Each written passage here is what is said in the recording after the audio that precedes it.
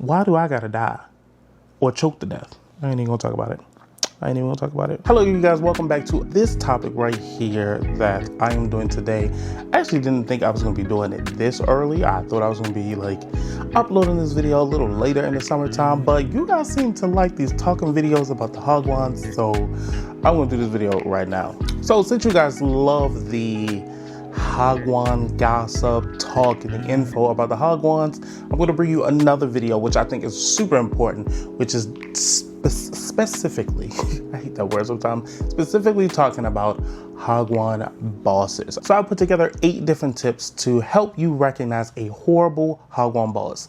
Every single suggestion here, if you go to any of those like Facebook groups that I've showed you, whether it's, I believe it's every expat in Korea or the Loft group, I can guarantee all of these will pop up in that group where many people have literally struggled with this particular scenario, situation, or topic with their Hagwon boss. Let's go ahead and get started in this video. All right, to be honest with you, I don't have any particular order. However, the last one that I'm going to talk about is the one that actually burns my soul. All the rest of them are not in any particular order. First, what I'm going to talk about is lack of communication. In a Hagwon, there is an absorbent amount of lack of communication. Hagwon bosses and KTs will leave information out that will literally lead the teacher into the blind. In every single Hagwon that I have literally worked in, when it comes down to doing like field trips or special events, there is always key information that is left out from the foreign teachers by the bosses and even sometimes by the KTs that will help the teacher navigate through the special event or the field day. I'm not going to say recently, I'm not going to say in the past. However, there was this one particular situation where we actually had took a trip somewhere. I heard that there were parents that's going to be like popping up and sneaking up on the trip.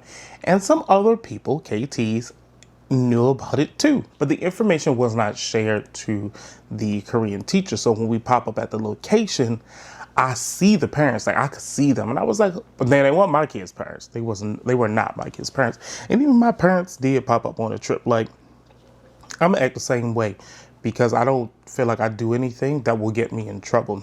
But some parents, they were at the location and the foreign teacher was not, privy to the information that the parents were there until after the field trip. And that particular, foreign teacher was really like nervous, scared that they were going to get a complaint.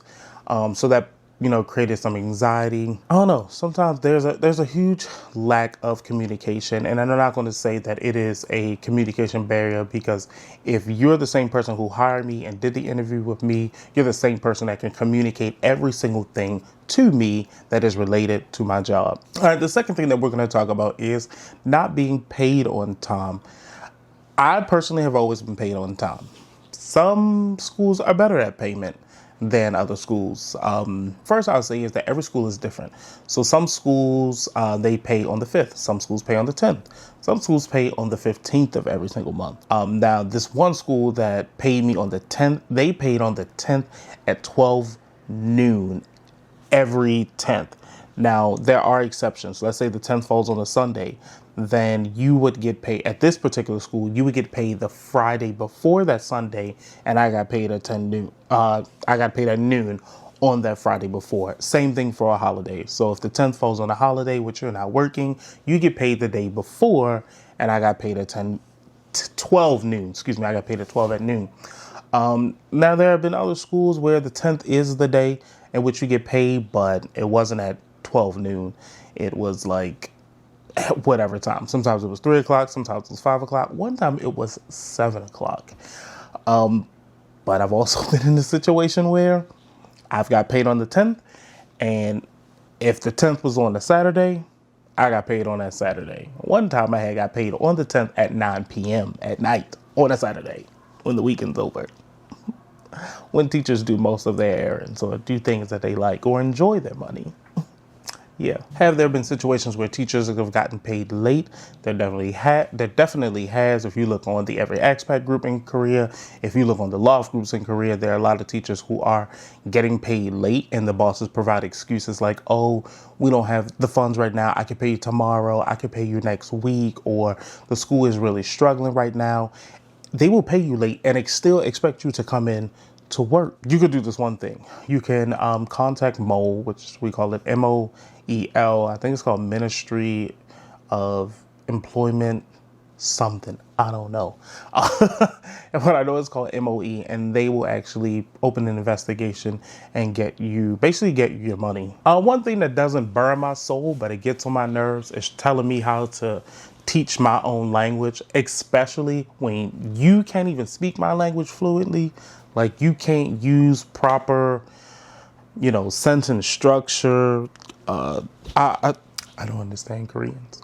Sometimes I really don't understand how you could try to tell me how to teach my language. I put this in here because there are a lot of Hagwon bosses that will really tell you how to teach, and then they will be so disappointed on the outcome of the student. They will be so surprised that kids can't write sentences or kids cannot speak in the proper tense. This is what blows me at every single school that I've taught at that teach Kendi. You guys will have students writing journals. Journals are written in past tense.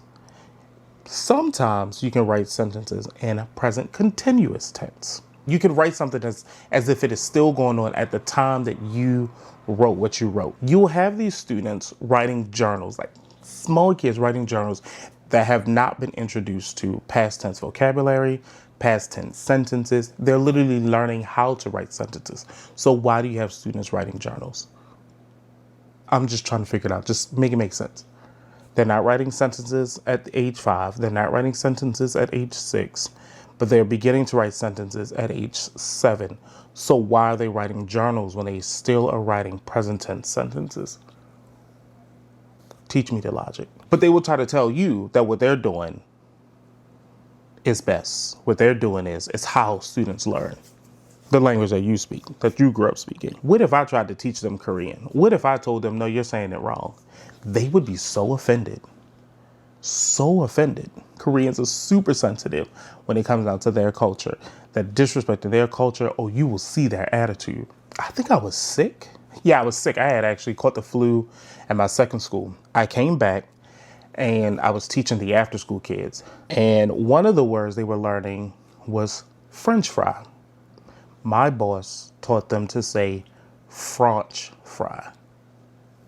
French fry. Help them, Jesus, help them. So I came back and I was like going over the words, I like to review what we learned before we start the new lesson.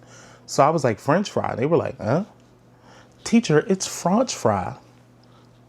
How you telling me? I said, who told you it was French fry? Where did you get that from? They were like, blank teacher. That's wrong. They were like, huh? Because they knew that this person was the boss. They was like, no. So you know what I did? I pulled up my Google Translate, type French fry in English, and I played the word, and they heard French fry. They was like, oh, well, this person said it was French fry. That person is wrong, and I will tell that person is wrong. You're going to say French fry while I'm in this classroom, because they were really trying to not say it. No, you're going to say French fry. And then I went to my boss and was like, hey, you said French fry? It was really French fry. And this person was like, you sure? Am I sure? Next. This one I'm not going to really talk too much about because I don't really have that much experience, but I know teachers that have had this experience. But limiting support for personal issues. The only way, obviously being sick, you got to have some type of sickness in order to really get the day off. It has to be like the flu or even COVID. If you have that, still to this day, you can actually get, 3 days off. You can get a doctor to say, hey, this person needs to stay home, and you'll get that time. Other than that, you got to be hooked up to an IV drip to get a personal day. And actually my friend who's been in this video before, her name is Naomi. Y'all seen her, I showed y'all her apartment or whatever. Anyway, she had a family member who passed away, and here in Korea, they consider an important family member or a family member is like someone close to you. So mother, brother, sister, father. That's it. And child. Also husband, wife. She had someone outside of the immediate family, but that was still very close to her. And when I say outside, I'm not talking about two cousins over. Let's think of the lines of like aunt, grandmother, grandfather. Let's think of that. The boss knew, actually, prior to this person passing away, the boss knew how close this person was because my friend always spoke of this person because we were actually very close to our boss. She had actually met my friend's father too on like FaceTime. My friend had asked for, the week off. The bereavement period here in Korea for teachers, you get a week because you have to fly home, then you got to fly back. So they give you a week. And at first my boss was just like, no, that's not like your immediate family. And she was like, what? Like, you already know the relationship. You know how close I was to this particular person. You met my dad before. No, I'm not. My friend was like, I'm not accepting. No, I'm going home. Like, no matter what you got to say, I'll quit, And at first, my previous boss, she was not really trying to like give my friend the time off. But then she saw that, hey, my friend was going to quit. So she ended up giving her that week off. And it was so, I don't know, like I can't put anything past some of these bosses sometimes where you don't have any sort of empathy. She had coverage for them classes. All the teachers ended up covering for my friend. That wasn't going to be an issue, cover her classes. It was the fact that there was a relationship between my friend and the boss, and she understood her family dynamic. And at first, you were really trying to fight against her going home for the funeral and everything. That showed me how low of a person she was. There's this next issue that actually hit the Korean news. I don't know the girl's name. I've seen the girl on TikTok a few times, but bosses who refuse to give contracts. I don't know how you can refuse to give a contract. I don't know, because most of the time when you apply to a job, a lot of the details in the job is going to be in the contract itself. I'm going to tell you this person. If you right now are looking into this camera, you're listening to me, and you're applying for a job in Korea, you can accept the job. Don't go to any job on your first day and you have not signed a contract. There is no way in hell. There's no reason in hell to show up to training, to show up to the first day of work, and you haven't signed the contract. And not only sign the contract, you have your own copy of the contract. There is no reason why. Because when you accept that job, the literal next step is to send you a contract for you to sign. And when you get that contract, there's no reason for you to sign that contract the day you get it. If they say, hey, can you send this back to me today? You say hell to the no. I will give it to you within 3 days. Every single one of my contracts, I did not sign that contract the day of. I've waited minimum 3 days. Meaning I looked over the day one, I looked over day two. And guess what? Before I even sent it, I looked over it day three. I have printed it out. I have highlighted things that I have had a problem with or things that I find are beneficial to me before I sign any contract and send it back. Never sign a contract the first day you get it. Also, never start a job without getting your contract. If they tell you, oh, we'll give you the contract your first day of work, quickly, you say, never mind, this is not the route that I want to take. Good luck finding a future teacher. They're up to something. I don't know what they're up to, but they're up to something. This one, it's going to be hard to detect, but based on how you answer questions, you can catch them. Lying during interviews. I don't know, it's like a plague. Like, when I worked at my first school, when I tell you I had like 16 to 17 books just for my morning kids alone. When I went to my next school, I said, how many books do the students have? And this person was like, oh, they got like 7. No, they had about 12. And then I was told that I wouldn't teach grammar. Literally in the breakdown of what you taught, it's like there was a block for grammar. I don't even know why you lied about that. I don't even know why would you lie about teaching grammar to an English teacher. Like, I can't teach you how to talk without grammar. The way they lie, it'll be the stupidest lies. They lie about pay. They're always lying about pay. Never take the first offer that you're given. Because I'm trying to tell you, it's always the low ball. Always, whatever you see on the post, most of the time, they'll have a range on there. They'll have something like, 2.3 and up. If they say the job starts at 2.3, minimum, even for a first year teacher, you ask for 2.5 minimum. They lie about training. Don't expect no training. Don't expect training. And the training that you get, if you think sitting and watching other people teach is training, I don't know what's in your brain. Honestly, you need a better definition of training. Hopping in, helping with teaching, that's training. You know, getting some experience at that school, that is training. But watching other people teach or grading somebody else's books while they teach, which is grading somebody else's book, which is their job, that's not training. That's not training. I don't care what nobody says. That's not training. Make sure you ask thorough questions, like get the answer to your questions. If they try to glaze over it or like play the question down, you're like, no, I just need to know you just need specific answers. If they are not trying to answer the question, slide that school to the side. These last two I've definitely experienced a lot. I guess I'm just not everybody's cup of tea, which honestly I really don't care. But I'm not everybody's cup of tea because I don't accept bullshit. Disrespect and favoritism, I'm going to put them in the same category because you have a lot of bosses that are very disrespectful. They will talk to you as if you're their child by like screaming at you, minimizing the respect that students should have for you, yelling at you, which we don't do that to me. You don't yell at me. I don't care who you are, you don't yell at me. And basically showing favoritism to other teachers. Now I do get having a relationship with a teacher that has worked at a school for a certain amount of time. So you definitely feel more comfortable speaking to that teacher and being more vulnerable.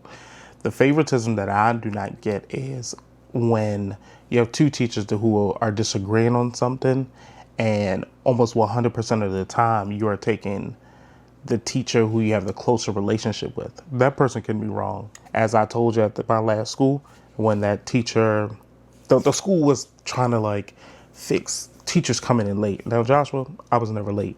There was this one teacher, she was always late. Always late. Mind you, she had said that I was starting to come in late. When this girl is always late. And I saw the emails at this point, and it was saying like, oh, we support you. Like, don't worry about it. We got your back. But you were trying to fix, and this was like headquarters. These were like the people that were high up in the company. You guys were trying to stop the teachers from coming in late. But the teacher that was the leader, who was supposed to be setting the example, was consistently coming in late. That's the type of favoritism that I don't like. That's the type of favoritism that you will run into at a lot of these schools. I'm not going to say some, a lot of these schools. Not just the bosses, I would say the managers too, because they work hand in hand. They communicate a lot. Now, when I say bosses, I mean the Korean managers, and then you have the foreign managers. A lot of schools, they have like a foreign teacher to help communicate to the other teachers. That way they can try to filter out miscommunication. A lot of the foreign teachers, they have their favorites. They pick their favorites too. We know the cliques that happen. You know, cliques stick together, no matter if they're right or wrong. If a clique decides to attack and not attack in like a physical way. If a clique decides to like go up against like a single person because they don't like the single person, and then one person in that clique is the favorite, the boss is always going to go with the clique instead of actually finding out what's going on and using. I've definitely experienced that. Once I see a clique culture, I slide to the side. I don't do with the clique shit. And once the clique starts to attack me, I'm chill at first. I'll be honest, I'm chill at first. I'll pay you dust until I see that me paying you dust is getting on your nerves. So you try to push harder. And then once you push harder, I push back. When it comes out to disrespect, y'all know I have been yelled at, and I have set people straight for yelling at me. I don't care on what level, where you are. I remember there was a comment where I said my boss had yelled at me, and I had told her to bring her fucking voice down. And I think the person was Korean. It was like, oh, like, even though like this is wrong, like you still shouldn't do this. If you're watching me, you better get up out of here with all of that. You will not yell at me. No one in this country will yell at me. If I didn't do anything wrong, you will not yell at me. All right, and for the last one, this one will forever grind my gears, burn my soul. Lack of accountability. These bosses will never take accountability in their actions, no matter what they did, no matter what they said. Even if they knew they were wrong, try their best to point the finger in a different direction. And most of the time, the finger will be pointed at you. Even if they didn't train you to handle the situation correctly. It's always going to be, at the school I have now, and I say this because I know the school will not take accountability if something like this happens. All right, so at the school that I'm at now, there is a fire plan. There's a fire. In case of a fire, they have this fire safety strategy, right? And there's a set of doors that actually close off to my school. And these doors will actually lead to a hallway that will lead to the stairwell, but the doors will lock, I guess, to try to smother the flames. The exit strategy is for the foreign teachers to stand in the hallways with glow sticks to escort this, to help the Korean teachers and the students to get out of the building. And we are supposed to stay in the flames until everyone is gone, until everyone has made their way out onto a rooftop deck. It's a pretty big rooftop deck, but it leads to the roof, but it's like a huge deck. And from there, I don't know how the kids are supposed to, get out the building. I don't know. How much sense does this make? The foreign teachers are to stand in the hallway during a blazing fire where there will be smoke to help everyone exit the building, including the KTs. And we cannot leave the building during a blazing fire until all the kids are out. First of all, how are we supposed to breathe to show everyone the way out? Number one. Number two, if we pass out because of lack of oxygen, how is everyone supposed to get out? Number three, if everyone has 2 adults in each classroom and the 2 adults work to get their students out, why is it the responsibility of the foreign teacher next door to help everyone else get out? Like, hopefully that one made sense. Like, you got two adults in one room. We should work together to get our kids out. Why do I gotta die or choke to death for the Koreans to survive? Who's gonna bury me? Who's gonna send me back to America? Because I know for sure the parents not gonna do it. The bosses aren't gonna do it. They're not gonna pay for us to fly our bodies back to America. They're not gonna do that. They won't take accountability for that. There will be no sorry for us. There won't be. Who's gonna take accountability for my life, for the other teachers' lives? When I saw this, when I partook, whatever it is, in that whole fire exit strategy, I was just like, yeah, we would die. Now, do you think, y'all know me, y'all know these conversations, do you think I was doing that? There was no way in hell, if there was a blazing fire, that all of the foreign teachers were going to survive standing inside of the building. But even on top of that, any type of situation that you run into where you're ill-advised, you're not trained at all, any type of situation to happen, do not expect these Hagwon bosses to take accountability. They're not going to take accountability. They're going to play dumb. They're going to gaslight you, or they're going to try to say, oh, well, you should have come talk to me. I don't know. It's a pride thing in Korea. It really is. It's a pride thing. All right. Well, I hope you guys found that interesting. I ain't gonna lie, the last one, it really got to me, because that whole fire exit strategy thing, that still blows me. I ain't even gonna talk about it. But I hope you guys definitely did enjoy the video. For those who are coming to Korea, or if you are in Korea already, if your boss shows more than one of these signs, okay, more than one, you have a horrible boss in your hands, and you probably should switch schools. But thank you everyone so much for watching my video. Please, at this moment, if you're not subscribed to my channel, go ahead, hit the subscribe button, comment if there's something else that you would like for me to talk about in a future video. Please hit the like button. Please hit that subscribe button. Let's make it to 1,000 before the year ends. That would be a huge accomplishment for me, and I would be totally grateful for every single person. And I actually have a surprise that I've been working on at the 1,000 subscriber mark. I've already hit the YouTube partner mark, so I'm 50% to releasing that particular project that I've been working on. So again, please go ahead and hit that subscribe button. I will see you guys next week in a new video.